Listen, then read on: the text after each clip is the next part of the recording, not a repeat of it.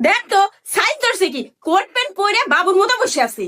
এই নির্বংশে, তুই যদি আমার চাওয়া পাওয়া নাই পূরণ করতে পারস তাহলে তুই আমাকে বিয়ে করছিলি কে?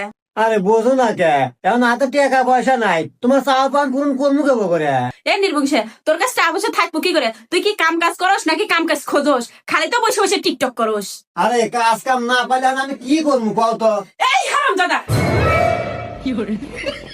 আরে আস্তে আস্তে আস্তে কথা কও, মান সম্মান দেবো আমার রে।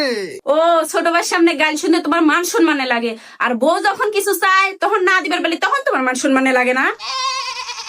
আস্তে আল্লাহ, আস্তে কথা কও, পরে কও পরে কও। এই, কিসের আছে? যদি কাম কাজ করো তাহলে বাড়িতে থাকতে, আর না হলে বাইরে বেড়া যাও। যদি কাজ কাম পাও তাহলে এসো। আমার মতো কি আপনারাও বেকার ঘরে বসে আছেন, কোনো কাজ কাম নাই, চাকরি নাই? যদি আপনার কাজের প্রয়োজন হয়, যদি চাকরির প্রয়োজন হয়, অবশ্যই আপনারা যোগাযোগ করতে পারেন।